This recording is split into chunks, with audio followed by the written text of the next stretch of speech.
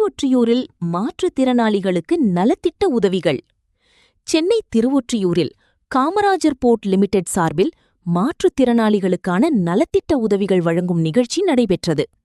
இந்த நிகழ்ச்சியில் சென்னை மாவட்ட ஆட்சியர் எஸ். மாலதி ஹெலன் IAS கலந்து கொண்டு மாற்றுத்திறனாளிகளுக்கான பல்வேறு நலத்திட்டங்கள் மற்றும் சலுகைகள் குறித்து பேசினார்.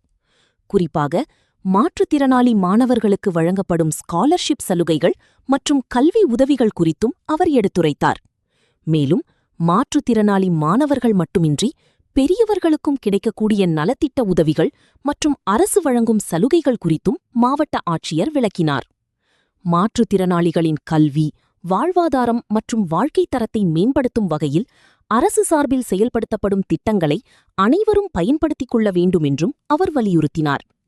இந்த நிகழ்ச்சியில் மாற்றுத்திறனாளி மாணவர்கள், பெரியவர்கள் உள்ளிட்ட பலர் கலந்து கொண்டு நலத்திட்ட உதவிகளை பெற்றுக்கொண்டனர்.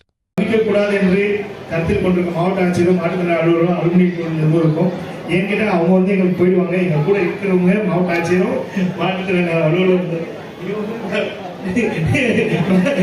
ஆக்சுவலா எங்களோட பயணிக்கூடாங்க. எங்களுக்காக இந்த வண்டியை நீங்க நினைச்சீங்கன்னா நினைக்கலாம், இது என்னத்தை கொடுத்துருக்காங்க. இவங்க இதுல ஸ்விக்கி ஓட்டலாம், ஜொமேட்டோ ஓட்டலாம், ஹெல்மெட் வசதி போட்டிருக்காங்க. அவங்க சுய தொழில் பண்ணி அவங்க முன்னேற முடியும். அந்த ஒரு காரணம் மட்டும் இல்லாம இந்த வீல் சேர்ல ஒருத்தர் வீட்டுக்குள்ளேயே முடங்கி இருக்கிறதோட அவருக்கு ஒரு கடற்கரையோ ஒரு இயற்கையை ரசிக்கிறதுக்கு எவ்வளவு பயனுள்ளதா இருக்கிறீங்களா.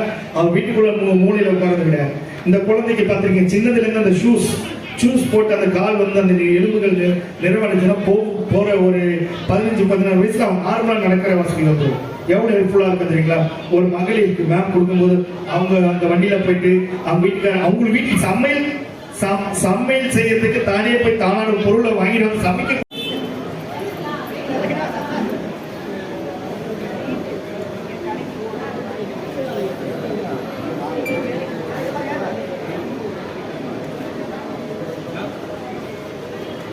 Yeah.